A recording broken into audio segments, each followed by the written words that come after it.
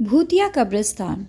मनोहर का घर पुराने कब्रिस्तान के पीछे था और उसके घर के छत से वह कब्रिस्तान अच्छे से दिखता था। वह रोज उस कब्रिस्तान को पार करके ही अपने काम पर जाता था। मनोहर के 2 बच्चे थे और दोनों बच्चे बड़े ही शैतान थे। बेटे का नाम रॉकी और छोटे बेटे का नाम विकी था। एक बार गर्मी की छुट्टियों में रॉकी और विक्की की बहन सोनिया भी आई हुई थी। तीनों मिलकर रात के लगभग 12 बजे एक रूम में ट्रुथ और डेयर खेल रहे थे। रॉकी सोनिया से पूछता है कि तुम ट्रुथ लोगी या डेयर। सोनिया डेयर लेती है और पूछती है कि तुम लोग कुछ खतरनाक करने के लिए तो नहीं कहोगे ना। रॉकी, ये हुई ना बात, तो जाओ अब छत पर से घूम करके आओ और छत पर रखे गमले में से फूल तोड़कर लाना होगा, तभी हमें पता चलेगा कि तुम छत पर से आई हो। सोनिया, छत पर से तो कब्रिस्तान दिखता है। नहीं, मैं नहीं जाऊंगी।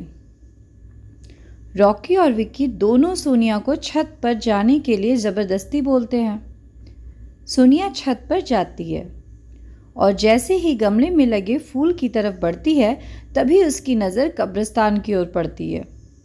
कब्रिस्तान में एक बड़ा सा सूखा पेड़ होता है। वह देखती है कि उस पेड़ पर एक सर कटी हुई उल्टी लाश लटक रही होती है।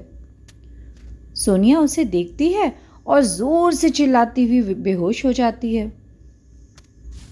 फिर जब सोनिया बहुत देर तक छत पर से नहीं लौटती है तो रॉकी और विक्की दोनों डर जाते हैं और वह छत पर जा कर के देखते हैं तो पाते हैं कि सोनिया बेहोश पड़ी है। वो तुरंत मनोहर को बुलाते हैं और सारी बात बताते हैं। मनोहर, तुम तीनों को ऐसा खेल खेलने की ज़रूरत ही क्या थी? और रॉकी, तुम तो जानते हो कि कब्रिस्तान के बारे में कैसी कैसी खबरें आती हैं, फिर भी तुम सोनिया को रात में छत पर जाने के लिए क्यों भेजा? रॉकी, सॉरी डैड, मुझसे गलती हो गई, हम आगे से ऐसा नहीं करेंगे। मनोहर, और फिर कभी दोबारा ऐसा काम किया तो तुम दोनों को उसी कब्रिस्तान में छोड़ाऊंगा।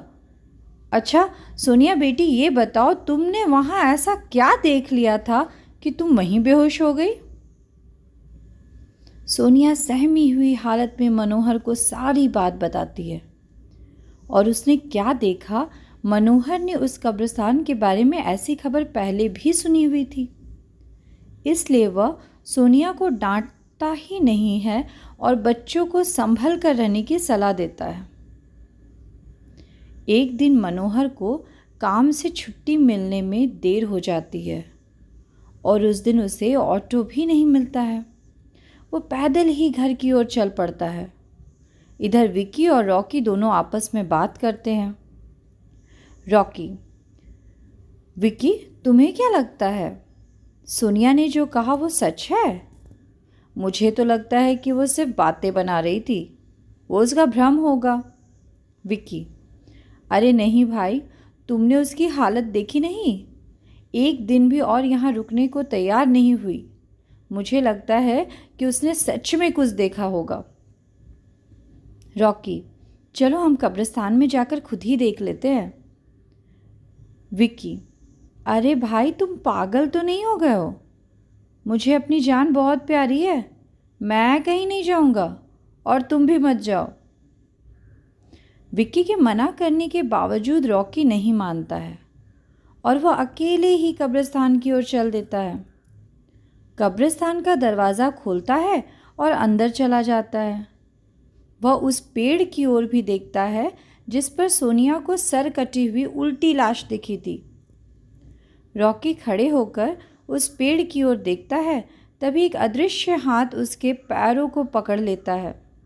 रॉकी डर जाता है और ज़ोरों से चिल्लाने लगता है, बचाओ बचाओ, छोड़ दो मुझसे गलती हो गई है, मैं फिर कभी यहाँ दोबारा नहीं आऊँगा।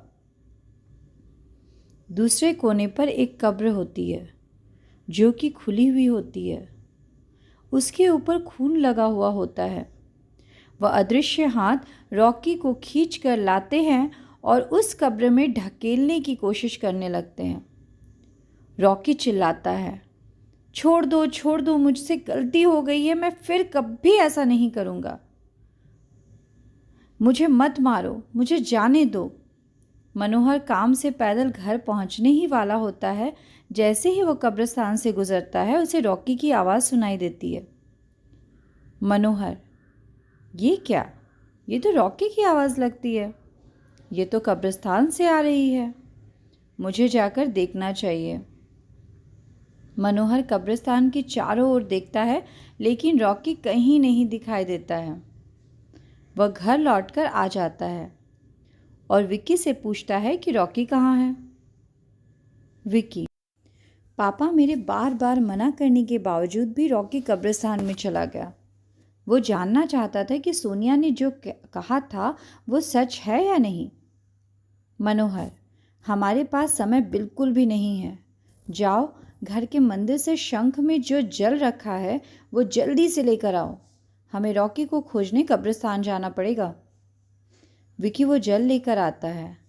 मनोहर और विक्की कब्रिस्तान में जाते हैं। मनोहर जल छिड़कता है, फिर उसे किसी के घसीटने का निशान दिखाई देता है। वह समझ जाता है और फिर उस निशान का पीछा करते हुए उस कब्र तक पहुंच जाता है। मनोहर कब्र के आसपास वो जल छिड़कता है। कब्र से अजीब अजीब सी आवाज़ें आती है। विक्की बहुत डर जाता है। मनोहर, मुझे लगता है कि श्रापित प्रेत आत्माओं ने रॉकी को इस कब्र के अंदर कैद कर लिया है। हमें जल्द ही इसे निकालना होगा। तुम ये पवित्र जल आसपास में छिड़कते रहो। इससे हमें वो प्रेत आत्माएं कोई नुकसान नहीं पहुंचा पाएगी। मैं कब्र को खोलने की कोशिश करता हूँ। मनोहर उस कब्र को खोलने की बहुत कोशिश करता है। अंत में वह कब्र खुल जाती है और उसके अंदर रॉकी लथपथ बेहोश पड़ा होता है। मनोहर रॉकी को लेकर हॉस्पिटल जाता है। उसकी हालत बहुत गंभीर होती है।